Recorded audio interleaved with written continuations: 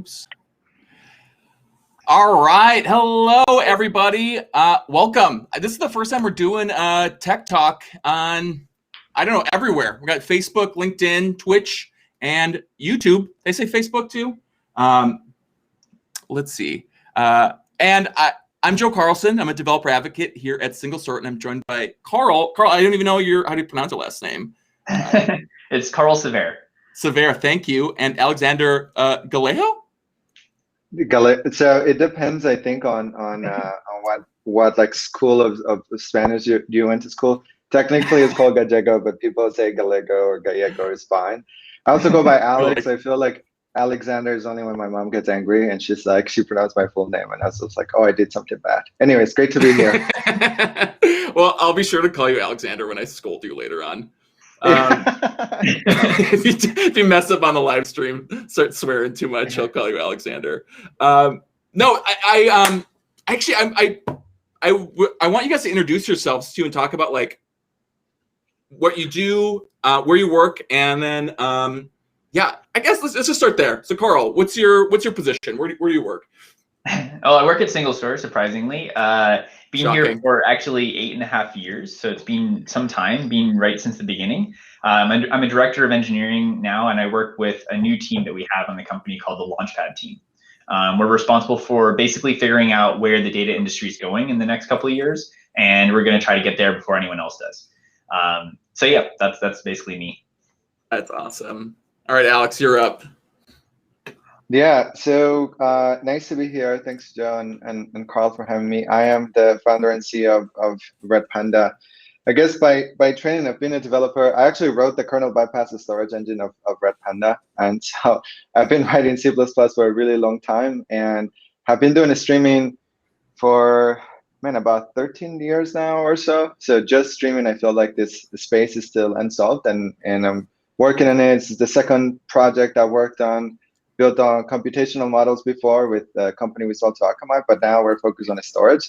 Yeah, excited to be here. So happy to answer any questions as, literally as low level as like how long does it take a single page with a DMA write on an XFS file system, all the way up as to like why Red Panda and why do we made a source available. No, I love that.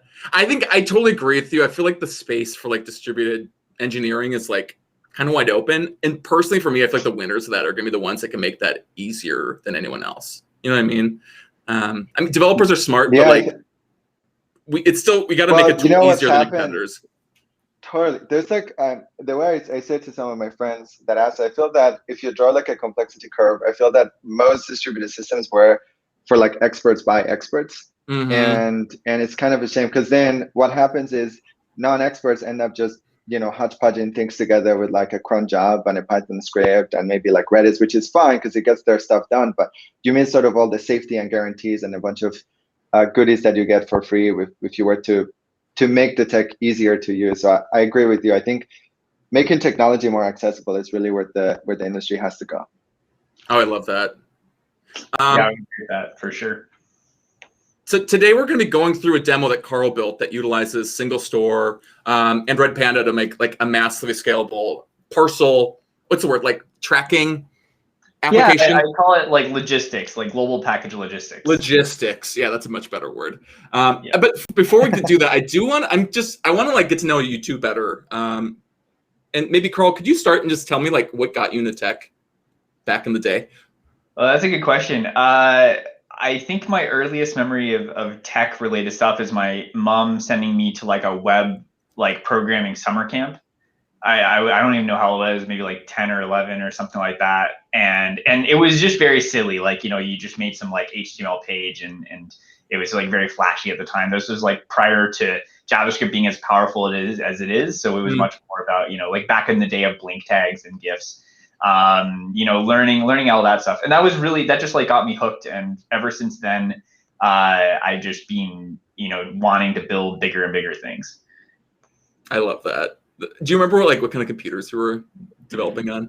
It was all Windows computers back then. I got really into Linux in like late middle school, high school, and then I've been sort of a Linux fanboy since then. And somehow what was your first distribution? Probably Ubuntu. maybe Debian. I don't know. It was probably Ubuntu or Debian at the beginning. That checks out. None of the super stripped down. Yeah, but then I nerded out and I got into NixOS. I don't know if you're familiar with that. For anyone on the call who's not familiar, NixOS is like one of the most extreme Linux distributions. You basically build up an entire like Linux distribution based on immutable packages and like a graph of dependencies. It's pretty hardcore, but the result is that you can literally throw away your laptop and get a new laptop and press a button and you get back to the precise same computer you had before, which is pretty cool. That's amazing. It's also extremely challenging to maintain. And also like to install Emacs, because I was like, when I started with Gentoo, sadly, and it was like so it meant that I didn't have a graphics card for like 11 months while I was trying to like Google on a different computer how to get graphics turned on. But it meant that downloading like Emacs just to edit a file, it's like an overnight thing, right? Like you just started at like 10 p.m. and then you wake up the next day and it's probably GCC 4 still running in the background with like, so yeah, I'm not sure. I think I'm pretty happy right now with the way the Linux distributions are. Like you download binary packages, it takes 5 seconds and you're up and running. Over a decade ago, it was just super slow and painful. So that's cool. Oh yeah, no, totally. It's like way more accessible trying to get into it than it was. Yeah. And modern Linux is fantastic. Like I've been running Linux as my main OS for years, and you know I've felt the pain of like the Linux a long time ago, and nowadays it's just so nice. Like the window managers work great, apps pretty much work. I even got like Steam games working on my Linux machine now. Like you know what's left. No, totally. I think Wi-Fi cards really only started working like 5 years ago. Let's be real. For like the last years, you had to run that stupid cable across your living room, just like to your computer. It's just like I can't figure out how to get my Wi-Fi to work. You know, it's a Linux machine, the Ethernet cable. Like that's at least to get it up and running initially. I see someone in the chat is a fan of Gentoo. Yeah, exactly. What about you, Alex? When did you start programming? Actually, pretty late in comparison with most of my peers. So I grew up in Colombia and I migrated to the States when I was like 15 or so. Yeah. And then I got this. My dad had this old compact Presario, and like the living room, and that was it's basically kind of like when I first started hacking with things and. I think like a lot of people when you're in like 9th grade, you're just Kazaa and pirating music, or not pirating, just sharing music. Sharing music. Yeah, exactly. Totally. And then quickly like you start to write scripts to automate some of your music download and making sure that you're getting things and trading stuff. And that's really how I got into it. And then in college I was undecided. And then I did really well in my C++ class, which I'm still writing today, like 14 years later, or 17 years later. And that was it. And then my advisor was like, hey, you're in the honors program. You should probably decide what you want to do. And I asked her, well, who do you advise? And she says, I advise the computer science major. I was like, okay, let's do that. And that was basically it. So it wasn't, it was pretty late stage, I think, in comparison with a bunch of other people. Oh, totally. I feel the same way. I definitely got in later in life too. All right, let's see here. It's so good to meet all you guys and like chat and learn a little bit more about you. Should we jump into this this application? And see, Carl, I'm wondering, can you like tee us up? Like, what did you build? Why? What does it do? And then we can like let's do a little demo. So I remember back. I don't even know when this was. Like maybe June or something like that. Whenever I was working on this, I pinged Alex. So first of all, going back a while, I don't know. Remember, Alex? Like, when do you think I first started talking to you guys about Red Panda? It was like a year ago, something like that. It was like when you guys were still in pretty early stage. Oh, you know what? It was probably when we just had announced the open source release, and you're like, "Hey, this is pretty cool. We should do something." Must have been like late 2020. So yeah. Something like that. So I remember, finding this Red Panda thing, and the first thing I did, I think, like after we chatted, was just figuring out like, does this work? And it worked. And I was like, oh, that's great. Like SingleStore Red Panda just works together. I don't have to like do anything. That's awesome. So then I was in the back of my mind, I was always like, I have to build something real with it. Like, I can't just be like some, you know, basic, like throw data in Red Panda, load it into SingleStore. Like, it has to be something more interesting than that, to show off the fact that like you can run a workload for a while and do something very interesting. So that was my goal. And I sort of had this in the back of my head for a long time. And then I reached out to Alex like a month or maybe 2 months or whatever, a couple months ago, and I was like, okay, I'm gonna build something. And like at the time, I had some pretty lofty goals. I wanted to go basically build. My original goal was basically just like building UPS, like the entire back end of UPS, and I think I had like pretty lofty goals, but I reduced those goals down to just focusing on package logistics. So like just the single problem of like you have packages in a lot of different places around the world that need to get to other places. You need to figure out how to route them to those places. You need to make sure that you track those packages. So we want to be able to power the fundamental sort of goal, which is like tracking where did these packages go over some period of time. And I wanted to be able to do that using SingleStore. And then I needed a way, like a sort of high performance buffer that could take in a very large volume of package streams and then sort of hold that while SingleStore loads and organizes that data into tables. So it was like the perfect, I think, combination of Red Panda and SingleStore. So I put that together, and yeah, that's where we got. So I built something. You know, it was really fun actually when you first reached out, because like one of the experiences we wanted to deliver with Red Panda was that it just works. Actually, Steve, who joined us in the chat, Steve is also running Red Panda in prod. I recognize his name. Anyways, and so that kind of experience of, hey, this thing just works was great, when just to get people like you, right, like super technical folks, in addition to just, you know, the application developers just trying to get things running. They often don't push Red Panda to the limits that you guys did, and so it's fun to see you doing it and having the same answers. Like, yeah, it just worked. There was really no hand holding, and so it's a lot of fun to see you succeed. Yeah, no, it's been a really good experience. So since then, I've just started recommending Red Panda to absolutely everyone with a streaming problem. So yeah, it's a good. Awesome. But maybe we can talk. I do want to talk a little about the actual problem space. I don't know if you can share my screen, Joe. Yep, I'm on it. There we go. So to get started, I have this janky little images. By the way, these images, a lot of people ask like, how do I make all my images? And the answer is a service called ExcaliDraw. And anyone who needs to make like very quick little diagrams and stuff like that, I really, really recommend it. I've just switched to using them for absolutely everything. So anyways, so one thing I was doing when I was like researching this project is I wanted to actually make a realistic data simulator. So I didn't want to make something that was like a, you know, just focused on moving data. I wanted to actually have sort of semi-realistic, interesting data. And the reason is because I want, when you go and talk to people in various industries, it's a lot easier to talk to them when you have really spent the time to understand their problem space, like their particular industry. So in this case, like I wanted to understand logistics, I wanted to understand global package logistics. And so I spent actually quite a lot of time understanding how the world's leading and best package logistics companies work. You probably can imagine like a lot of their names, like Amazon Prime, UPS, you know, FedEx. These are all companies that have been doing this for a long time. And there's actually quite a lot of papers that you can go read, an academic analysis of problems in this space. And it's a huge problem.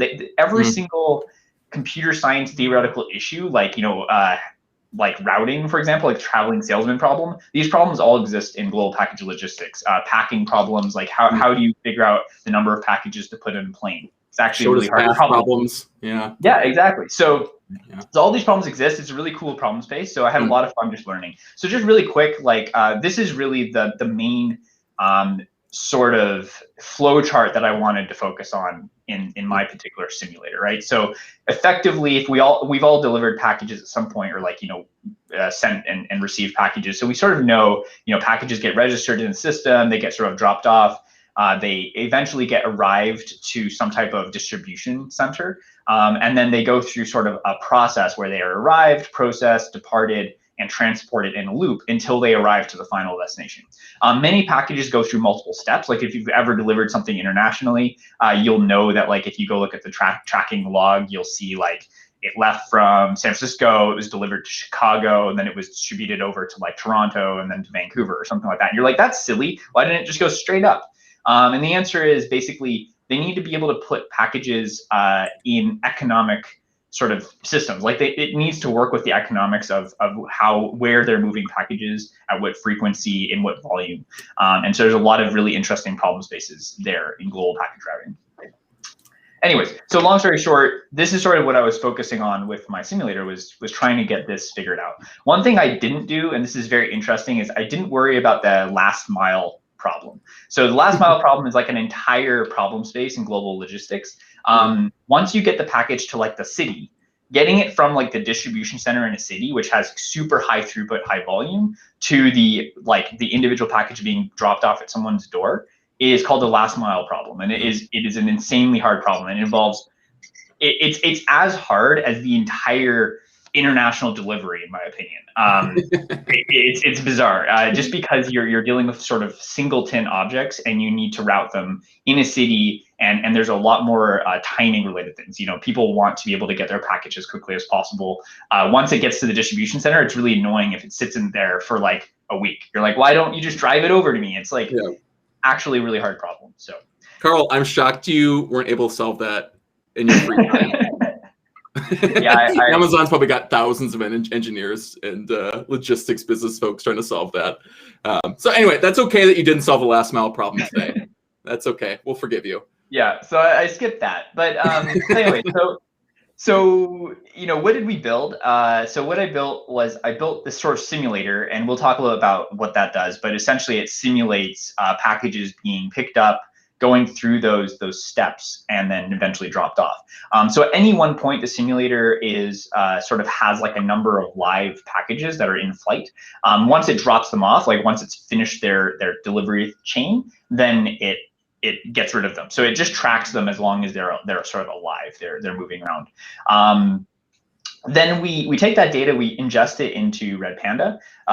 So we have a Red Panda cluster. And right now, my cluster is just 2 nodes. Red Panda is extremely efficient, CPU-wise, memory-wise, and disk-wise. And so you don't need a lot of nodes to handle. In addition, I decided to use Apache Avro. Is it Apache project? I think it's an Apache project. It is, right, Alex? Yeah, I think so. Yeah, it's I think it's an Apache project, but it has basically libraries in every programming language. It's just kind of like protobuf and so on. So Avro has a lot of really cool advantages that I'll actually show in the code if people are interested. But one thing that I do want to highlight is that I chose to, when I built this, I chose to basically have just the Avro schemas be sort of part of my application. If I was going to build this today, I would actually be using a new feature that Red Panda has, which is the Avro schema registry. Alex, do you want to just take a second to like explain what that is?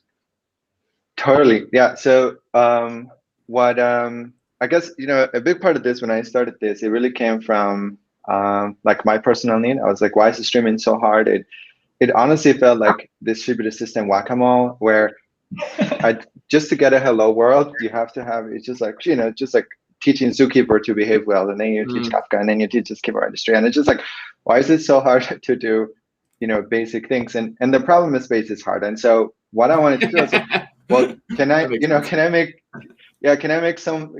it easy, right? Like why is this only for experts? It doesn't make any sense. It's not like the JavaScript developer who's trying to prototype something and doesn't have the same problems. Of course they do, but I think just bridging the gap between the expert community and sort of the mid-career developer was a big part of what I wanted to do. And so with Red Panda, the thesis was, can we give people a single binary where the deployment model is you basically SCP it on 3 computers and then off you go? And so the story wasn't really complete just with being Kafka compatible. It had to be an ecosystem. And so we built an HTTP proxy if you want to translate between like Kafka binary protocol, which was really designed for like intra data center controls and network and conditions to like internal level. That was the first one. The second one that was a big one was the schema registry. And so the idea is that when you first start doing a streaming, you know, you're just trying to get something up and running. So you just shove some bytes and you're just like, yeah, I'll figure out how to read them later. At some point it comes back and you know, hopefully it doesn't bite you if you use a flexible format, but a lot of times it does. And so what happens is people want to now start to work with the schema and say like, hey, I'm not sending like garbage and elephants and buildings and people, I'm sending packages. And so like, I want to verify that the things that I put in here are, you know, this basically exactly this JSON looking thing, which is Avro. And it tells you like what the type is, you know, for example, here it says package ID is of type string, and it has a logical type of UUID, etc. So you want to start to give semantical meaning to the data that's actually flowing through your network. And so just to conclude that thought, the schema registry is now integral, right? And so we're really excited. We actually just released it last week. So, you know, hopefully whoever is listening in, definitely use that. It's comes as part of Red Panda. It's just another port. You don't have to do anything. We actually extend the protocol so that every node looks the same, and we use this transactional method in Red Panda. But so that's what it was. I think it finally completes the ecosystem, and it allows you to start easy. So untype and then naturally evolve it into something that is like production, right? Like that was the whole thesis. It's like, can we get a developer on her laptop on a coffee shop but use the same system? And I think this is actually integral into how Carl wrote the thing too, into a petabyte level, like, you know, parcel logistics. Why not? Why can't the system be the same? Why, you know, why is this graduation into like this exorbitant complexity? And I think in part, you know, it's probably just maturation of technologies and thought processes and systems. But we're here, and so yeah, I don't know, maybe that was a roundabout way of describing the schema registry, but that was the philosophical take on it. That was exactly what I wanted to hear. I want to pause here because Alex is saying like this is like if you want to start learning how to set up message queues or Kafka, like this is a great place to start. And in fact, I would recommend if anyone's like listening to this today, like check out our code. I have that Bitly link here below. But if you want to learn about Red Panda, Kafka, message queues, real-time databases, Go, this project is a great place to start. And I guess there's two projects, just to be clear. I think the project you just linked, Joe, goes to the workshop, right? Yes. Yeah, exactly. But definitely, I think we have a link here to the Red Panda code base too. So yeah, we definitely want people to like go look at this code and everything and just explore. But no, a lot of like what Alex was just saying really is one of the reasons why I'm so excited about Red Panda and why it fits so well with like SingleStore's philosophy. SingleStore also believes that, you know, deployment complexity is too hard, right? So SingleStore is a distributed relational database that you can run by just running the SingleStore, you know, C++ binary on a bunch of machines, network them together. Guess what Red Panda is? Same thing. Like one thing that I loved about working on this project, and what I'll do here is I'll just go into my code really quick. So basically, for local development, I literally just run vectorize. This is probably not the right version, but anyways, I run vectorize just locally inside Docker, just a single thing. I run SingleStore somewhere in here, here locally. We both of us distribute like a ready to go single Docker image sort of deployment in dev environment.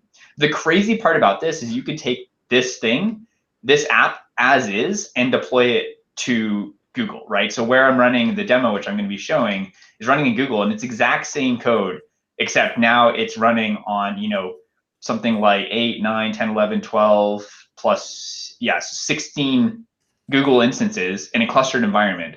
And the only change I made to the Red Panda configuration is I said like RPK tune production. That was it. That was like the entire difference between my local development environment and the Red Panda. And similarly for SingleStore, I literally just deployed SingleStore onto 8 nodes, and I didn't do anything because SingleStore just automatically figures out the partition counts based on the size of the cluster. And it's like, okay, cool. It works. It scales. And the cool part about this is that because of the development simplicity, I was able to do things that are really annoying to do in most production systems. So for example, when I was working on this, I was doing a lot of performance testing. I was trying to understand how to hit the absolute sort of limits of the systems. And when I was doing that, I literally was just doubling the size of the cluster. and it would just figure it out. It would just redeploy, and now I had 2x the performance, and that was really quite fun to sort of do. I think that's actually a philosophical design perspective that I think is different here. One is, to me, it doesn't make sense to when like you download a project, and I think the RPK tune too, and I know SingleStore does it automatically as well, but which is like, okay, great, how do I run this in production? And then there's like this huge list of like step 1, and then you're like a step 44, and you're like, I definitely messed something up. There's definitely a command that I didn't copy correctly, and something isn't working, or the network is in tune and whatever. And so we codified it into this thing called RPK tune. And similarly, you guys do it a lot of automatic stuff too on SingleStore, but I think that's by design. The idea is like, we are the storage experts in our case for Red Panda, and that's all. Like, trust us, we'll do the right thing. We run this in production for people. Yeah, so just to really like highlight how epic this is the entirety of the Red Panda deploy code, all of it. It's 35 lines of code. Wow. Like, you don't have this. Like, imagine the entirety of the deploy code for Kafka. You have Kafka cluster, you have a Zookeeper cluster, you have, I don't know, a gazillion other things. They all need to be connected together. This is the entire networking configuration of Red Panda. It's 2 lines. And similarly for SingleStore, we have to do a little bit more because we have to go and build a schema and stuff like that. But it's also pretty simple, right? Set up the aggregators, set up the leaves, load the schema. That's it. Do some tuning, right? That's all we do. So, awesome. Environmental development simplicity is huge, but it's also, to me, the philosophical thing that I care most about, which is really aligned with between your 2 projects, is like, I want to develop an app on my computer and know that I can basically just like deploy the same app to a cluster and know that it's going to scale up correctly, right? That's the thing that I care about the most. And I think that this is something we've achieved with both of our systems. So we have talked about a lot about sort of this layer of the stack. I want to sort of keep moving on through the architecture a little bit. So Red Panda is sort of the bus system in this architecture, right? So we sort of foresee, like, obviously in production, like let's say this was Amazon Prime, we wouldn't have like a bunch of simulator processes, like simulating packages. We would literally have edge locations all around the world sending in actual transactions, right? So essentially, we're leveraging the scale out aspect of Red Panda, that we can essentially just expose those endpoints directly to all of our edge locations worldwide. And as those packages get scanned and get registered and so on, those transactions are flowing directly into Red Panda. So it's acting as our data collection bus, like our stream, right? I'm imagining your Go simulation clusters like a fire hydrant, and then Red Panda's like the hose that we're streaming that data through. That's exactly right. Yeah, that's a good way to think about it. So Red Panda acts as sort of our data collection ecosystem. And it's really nice because Red Panda, because the data is basically just like raw in this form, it's really easy to scale. We don't have to worry too much about like scaling out different tables and like the state of the system. It's more just, we can just make it go faster, or we can make it go slower by just increasing the size of the cluster. It's also very easy to shard this model because, for example, I could run a Red Panda cluster in a bunch of different regions. And essentially now I automatically have essentially like region local data collection buses, which increases my redundancy. And then I can now still consume from all of those individual buses sort of at my leisure into SingleStore. So by adding a bus to your architecture, you gain a lot of flexibility as to like how you end up growing your system as it gets more and more complicated, and also a lot faster. So once we have that data in Red Panda, it's important we need to get that data into SingleStore so we can query it. And so the important part here is, how do you get data from a Kafka environment into SingleStore as fast as possible, but also as correctly as possible? And so we use a SingleStore feature called SingleStore Pipeline. And SingleStore Pipelines is a native SQL sort of component. So within SingleStore, I can actually show off what that looks like. So we're going to look at some SQL, which is very easy to read, absolutely not dense. Okay, so this is SQL. SingleStore has this sort of SQL extension called pipeline. So as we can see, we're creating a pipeline packages, and we're saying we're like loading data from a Kafka stream, which is defined by this endpoint, and then the schema format in the stream is Avro with like a particular schema. One thing to note is going back to the schema registry. This whole blob would be removable if you actually were using schema registries, which would be really convenient for not having to have duplicated schemas. But anyways, the point is that we're essentially defining this pipeline, and this pipeline is pulling data in by using essentially batches. So let me see if I can just do this live. 1 second. Famous last words, Carl. Oh, no. Trust me, I love doing these things live. Drawing live is like my favorite. I wish I had like a real whiteboard, but I know, that'd be great. Yeah. So basically, we could think of a Kafka stream. Some people probably know this, but I think it's very useful to just like do this a little bit. Okay, so we can think of like a Kafka stream as like having a bunch of objects in the stream. And one thing that's interesting about Kafka streams is that these objects have, like within a Kafka stream, it's partitioned. So we have n partitions. We could think of these as like n different fire hoses. In this case, we have 3 fire hoses. And within the fire hose, we have essentially objects in the stream. Now, Kafka has this very convenient property that this object might be offset number 1, this one's going to be 2, this one's going to be 3, and so on. Now, one thing that's really convenient about having sequential offsets is that we can read ranges from the stream. And we know that if we read 2 ranges from the stream, from the same partition to the same range, we get back the same data. This is the most important aspect of our SingleStore pipelines technology, because what we do is SingleStore is going to go ahead and read all of these objects all at the same time from Kafka in one distributed transaction. So we're going to go to Red Panda, and we're going to say, give us offsets 1 through 4 of all of our partitions. That's a very that's not a detailed oriented explanation, but it should give you enough information to understand how it works. We go to Red Panda to give us offsets 1 through 4, basically on all 3 partitions, and then we get back these data as like one big batch.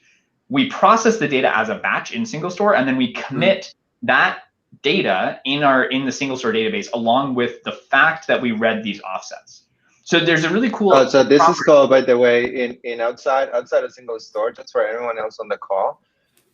This is called global cuts. So what it is you like imagine a cake, and then you take like a knife, and then you make a cut, and then you take that cake and you say you eat that whole part of the cake, and then you take another big cut, and then you eat that part of the cake.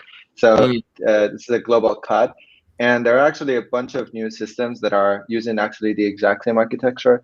There's a paper last year called Scale Log for people that are interested in doing some research that takes global cuts of Kafka partitions.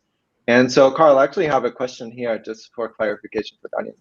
Is there like what's the epoch? What's the tick of consuming all that one large batch at a time? Is that triggered inside memSQL, or like what's the epoch for getting this global cut? So in SingleStore, we manage, I guess, like the epoch or how often we go to Red Panda based on the current volume of the stream. So very similar to how Red Panda uses control loops to do a lot of internal tuning of things. We essentially have a control loop that is trying to balance the batch size dynamically against the rate in which the stream is growing. And then there are a bunch of tunables, of course, that like help sophisticated administrator if they want to like tune things based on their own understanding of the system. But in general, like I'm not tuning anything. Like this system will sort of dynamically increase the batch size to keep up with the stream. That's pretty cool. Sorry, anyways, go ahead. I just wanted to make an analogy to like a bunch of literature, which is called global cuts for people that are on the stream listening. Love that. Go read it. There you go. Very important. Yeah. Also, you're so good at these things. I can't believe this is live for anyone. I'm like blown at how fast you are doing these drawings because I'm so slow. So I'm impressed.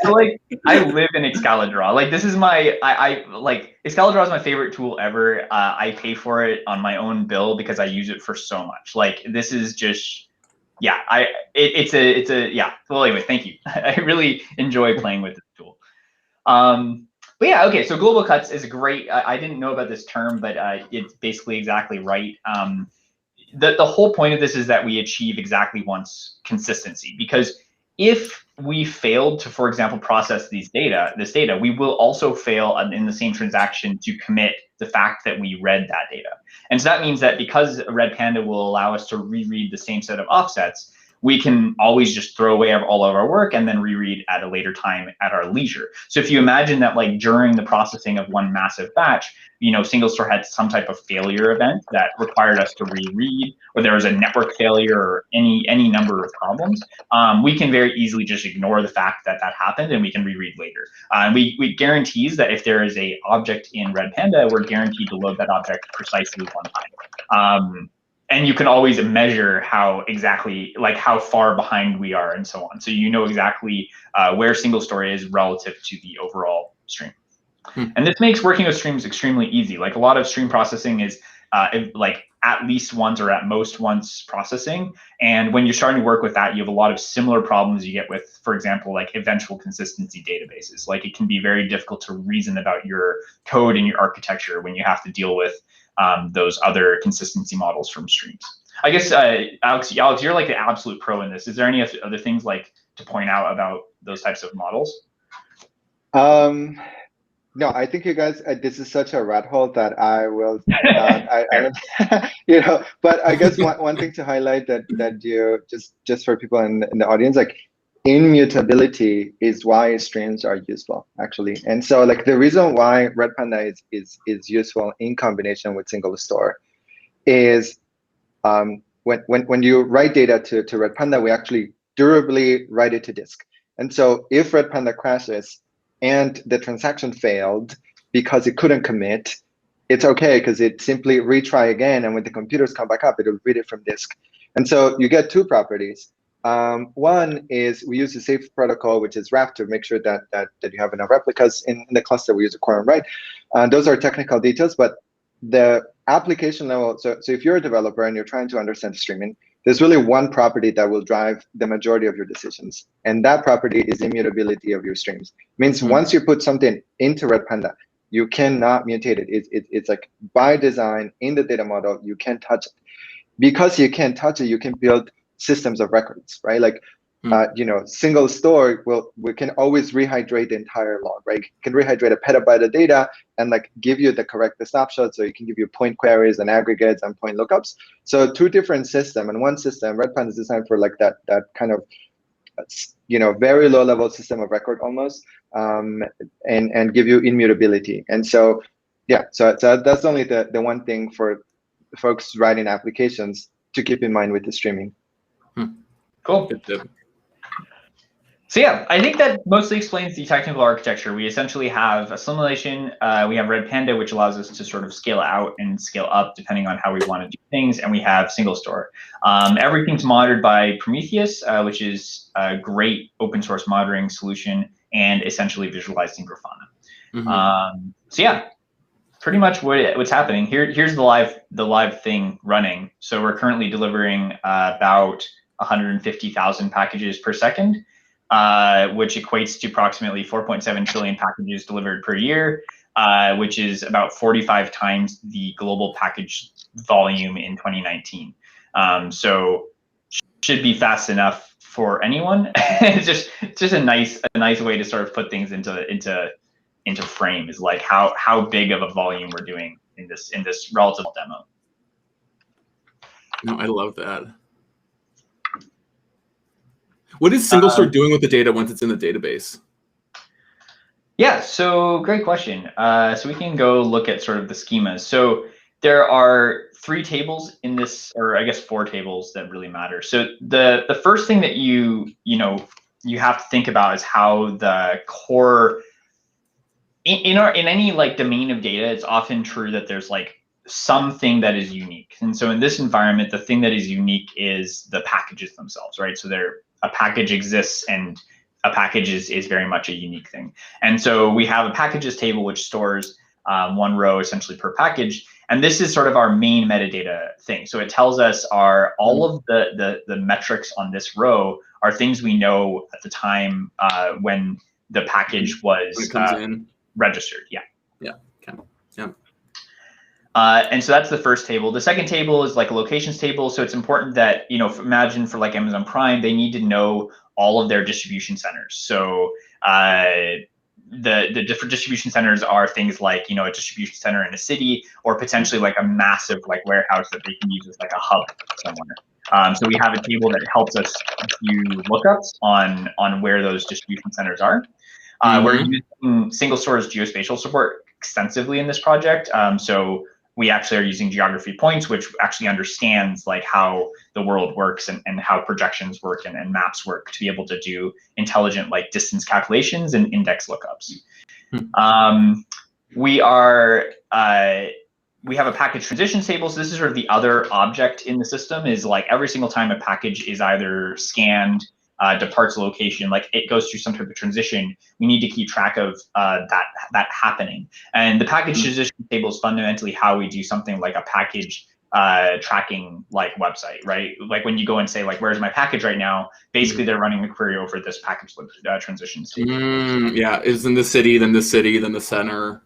Yeah. Yeah, gotcha. exactly. So like, I mean, just for fun.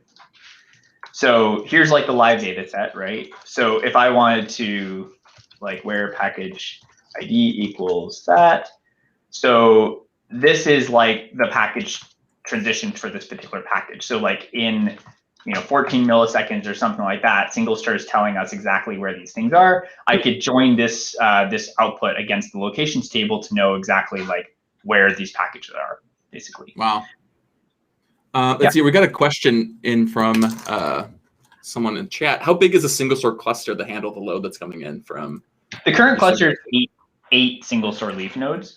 That's partially to handle. So if we like look at the actual performance of this system, so SingleStore during like processing the batches, it's basically spiking up to like 60–80% CPU, because it needs to do a lot of data transformations to go from like the raw transition stream to basically go and update and insert all those individual tables. And so it's doing a lot of work there. And the Red Panda cluster is 2 nodes, which is, kudos to Red Panda for being so fast and scalable. And then the simulator cluster is another 4 nodes. So there's 4 simulation nodes that are pushing data. We can sort of see what some of these things look like. So like a simulator and the CPU spikes, I think, because of compression of batches, probably. Carl, are you using compression as part of the simulators? Yeah. So that's probably where some of the CPU load is. So if people are trying to tune this for low latency, like when you're basically SingleStore can give you super low latency access, and same thing with Red Panda. So you can trick some parameters, and CPU utilization is obviously a big one. So play around with both batch sizes and compression types and ratios, so that it's all a trade-off. There's no free lunch, and so you're just moving the bottleneck around. Like if you want low latency, then you're moving the bottleneck to the network, and so on. Alex, while I got you here, we have another question from Jack Ellis too. I don't think I can fit the whole thing on here, but if you go over to chat, you can read the whole question. It looks like he's asking about how Red Panda does with FIFO, first in, first out, and what kind of throughput limits they have with Red Panda. Yeah, so we've measured at almost a gigabyte per second per partition. And so the way I like to give it, so the way we tune Red Panda for production for everyone in the room is we don't tell you to compare Red Panda with Kafka, with anything. We tell you just like take just measure the throughput of the disk, right? Like saturate the disk, and if Red Panda isn't saturating your disk, then it's our problem. That's a bug for us. And so it's actually very freeing, because on the network, like do iPerf, and on the disk side, there's Jens Aksobi's tool. The name escaped my name. It's FIO, right? So it's the disk FIO. And so when you run FIO on disk, it'll give you both latency, queue depth, the number of queues. So that is technically the saturation point. Partitions are really just a mental model. so that we can comply with the Kafka API. So the general guidance here is if you're running on an NVMe SSD device, you should expect probably a little less than a gigabyte, just because there's a little bit of overhead. As soon as you have like 2 partitions or more, then you should be able to saturate the entire hardware. So anyways, Jack Ellis, that's the detailed answer. Awesome. Thanks, Alex. And I know Jack very well. He's an awesome developer, and he helps run Fathom Analytics, which it's just a fantastic service. And I think that one thing that Jack also really cares about is cloud. And I guess SingleStore has like a managed service, so we have like a fully managed thing, which is what Jack is using for Fathom. But I guess Alex, do you have any notes on the sort of equivalent for Red Panda? Yeah, we have right now private beta. We actually hold public Fortune 1000 companies inside our cloud. We've been, fortunate and super lucky, and we have more demand that we can keep up with. So definitely happy to extend the cloud to everyone in the call. Just reach us out to that. Also hit me up on Twitter if you don't want to send a form. We'll have a chat, and then we can hook you up with the cloud. But it's it's just like probably I think you guys have a fancier UI, but you get just a cloud native thing, and it runs on Google and Amazon. So we currently don't run on Azure yet. That's just what we have. I know the feeling of wanting another cloud provider, but having to, it's surprisingly hard. It's like a lot of interesting things. Do you know what's hard is disk kills you. Like there's so many gotchas with this. Like with GCP, we actually had to put in a kernel specific tuner for this, because GCP, for like 90% of their customers at the firmware level, they actually lie when you're saving data to disk.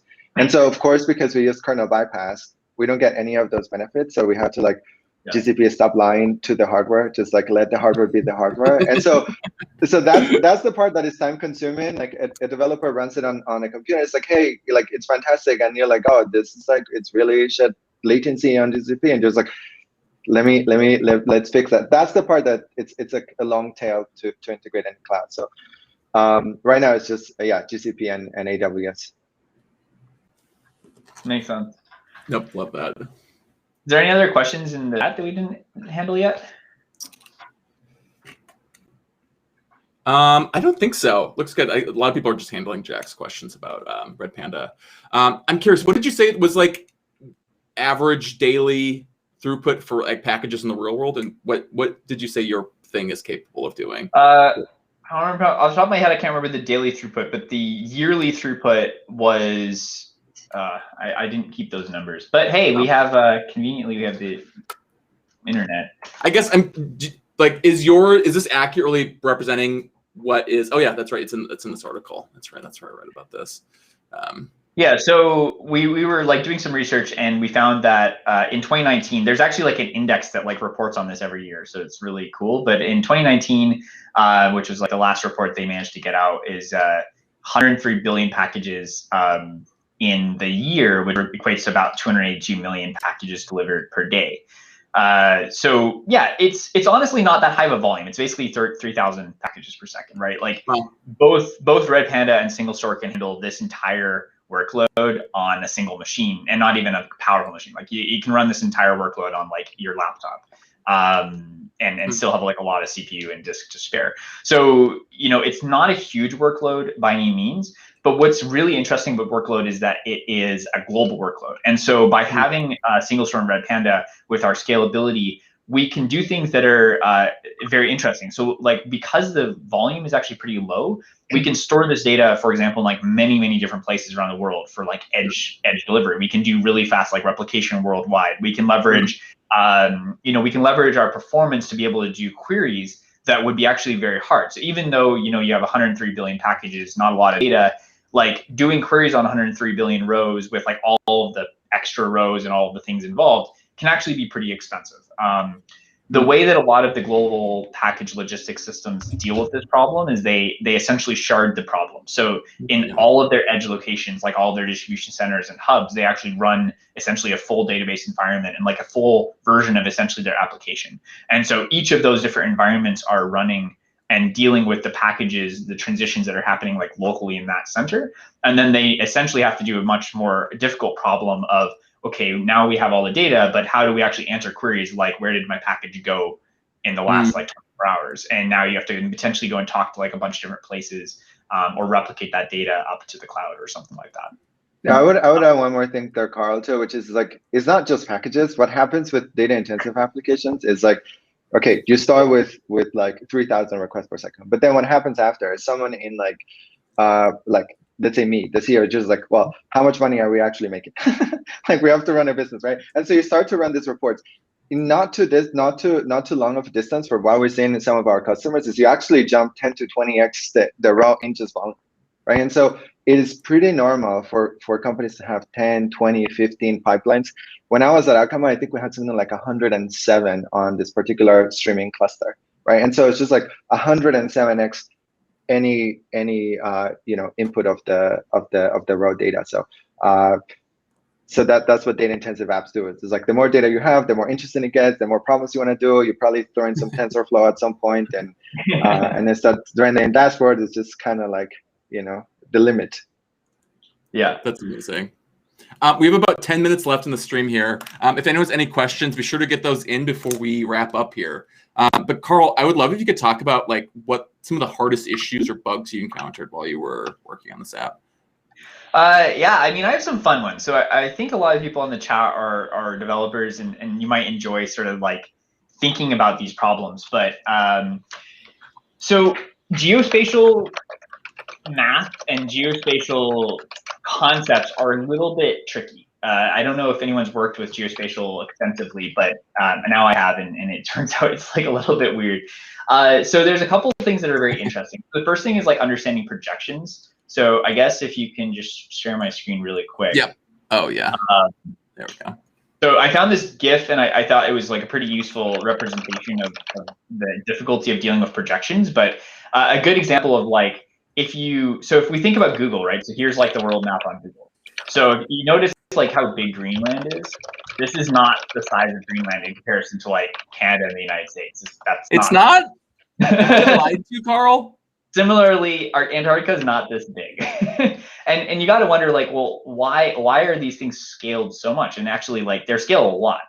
This is sort of an example of, this is the real size of Greenland, and this is the size that it appears on like a map, right? And so effectively, when you take a sphere, which is the Earth, it's not actually spherical, but it's spherical-ish, and you map it to like a rectangular plane, you have to decide like how you map a coordinate on that sphere to that corresponding plane. And this is called map projections. And map projections, there's a gazillion map projections. The one that I guess probably most people are familiar with is Mercator, right? So Mercator is the one that Google leverages, right? This is why it has these weird things. But to think about it, it's like, well, how often on people's like daily lives does it actually matter that Greenland is skewed so much, right? Like, how often are you getting the distance between like here and here, and it says it's like, 2 kilometers? You're like, wait, that doesn't look like 2 kilometers.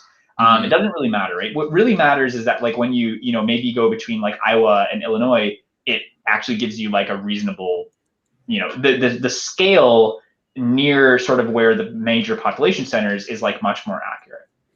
And so that's essentially how Mercator sort of solved it, is it's basically made the scale near the equator much more accurate compared to the scale at the poles. And this allows for like map operations that happen near the majority of human population centers to be very accurate. Whereas unfortunately, if you live in like northern Russia, it's going to look really weird, right, compared to like reality. So that's sort of something that's very interesting that I learned. And it was definitely a challenge, because if you imagine, for example, like what I have to do in the simulator is I have a package at like position A, and I need to figure out a route for it to get to position B. And I want to be sort of semi-realistic. So I'm not just going to send the packages directly from A to B. I'm going to try to send them like to a bunch of intermediate points on the way from between A and B. And in order to do this, you essentially need to do like a graph sort of like shortest path search, but it's like a little bit of a heuristic path search, because what you're trying to do is not necessarily do a shortest path. You're trying to, for example, route packages that are in small towns to hubs, which are like larger population centers, route them between those hubs to sort of simulate the fact that they have a much higher throughput. And then from those like final hubs, to the like local town, right? So if you're going from like a small town in the US to like a small town in China, you know, you don't just go from small town to small town. They don't have international flights between those two locations. Like that's not a thing. So you have to go through like a couple of hubs on the way. So long story short, when you're doing that, like imagine that you're routing a package like between Japan, for example, and San Francisco. Oops. So Japan and San Francisco goes across this line, and this line represents basically the edge of like latitude, longitude coordinates. So if we think about latitude, longitude usually, and we think about them as like degrees, like from negative 180 degrees to 180 degrees. So the point between negative 180 and 180 is still that there's zero distance between those two locations, and that's what represented by this red line. If you try to route a package between here and here, you have to deal with the fact that your numbers start looking really weird because the shortest path is actually going across that line, right? Which means that if you just do your math naively, you could end up with a number that is like very, very large, because it's like, oh, it's like you could potentially route a package instead of across this line, you could route a package around the entire world the other way. Oh, sure. Whoops. That's a really interesting problem. So anyway, so I really enjoyed like learning about this type of math. I haven't had to deal with geospatial math like before, and I ended up writing basically a custom index in Go, which was like in the code. You can go and see it. So I wrote a custom index to be able to accelerate the simulator code. The index uses a quad tree, which allows us to very quickly look up any location on the map by like distance from a point. So for example, I could like say, what are like the closest locations to like this particular point? I use a hash table, which allows me to just quickly look up locations by ID, which allows me, there's a couple of reasons for that.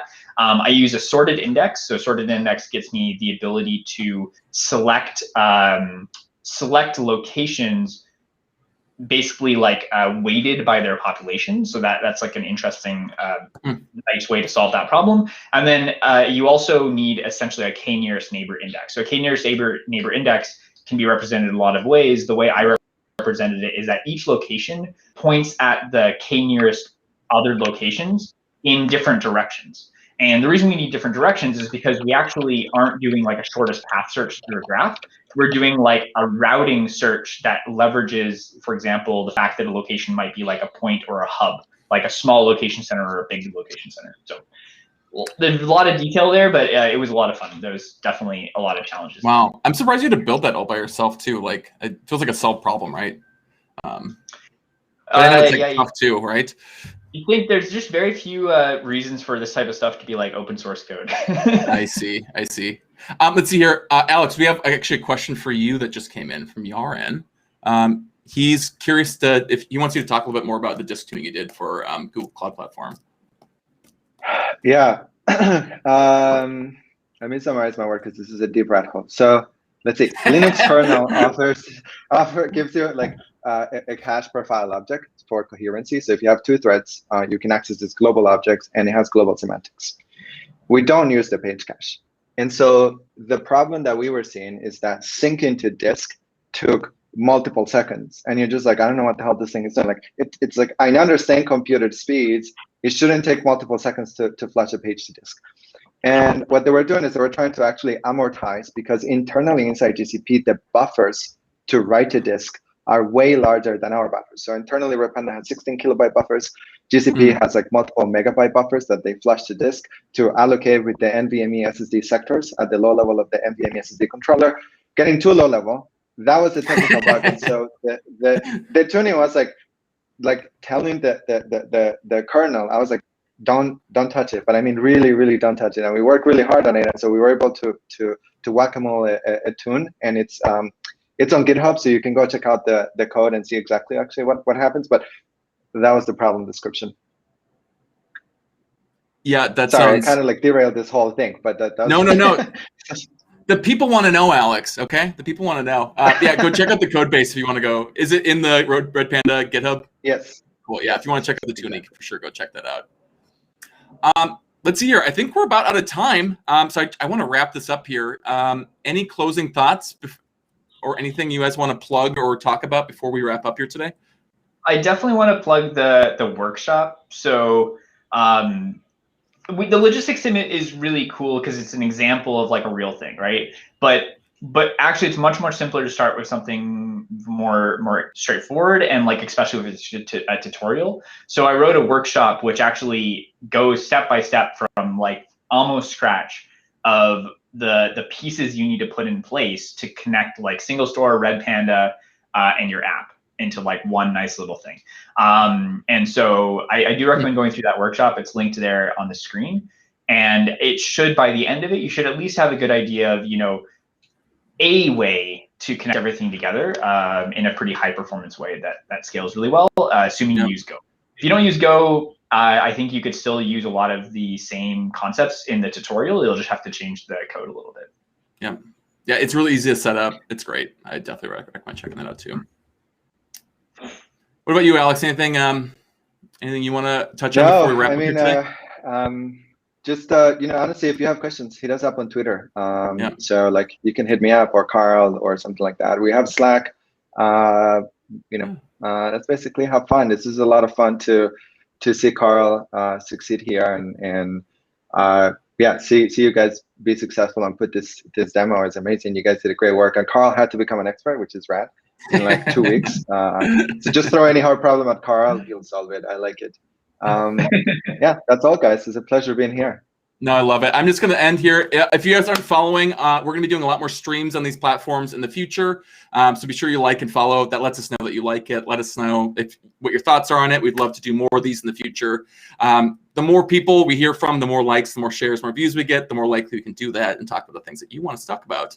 I'm also going to push you guys over to go check out the SingleStore developer page. If you want to check out projects, code, documentation, trainings, whatever about learning SingleStore, for sure go check that out. And if you have any questions about SingleStore, you get stuck on something, you need some help, the best way to get that solved is on the SingleStore community forums. That's at singlestore.com/forum, or you can use that bit.ly link linked here too. And lastly, be sure to check out SingleStore. We have a free tier, and it's the easiest way to get set up in the cloud. And I'm going to go ahead and push to, you should try Red Panda and Vectorize too. They also have a free tier you should check out. Thank you, guys. It's a pleasure being here. Yeah. Bye, everyone.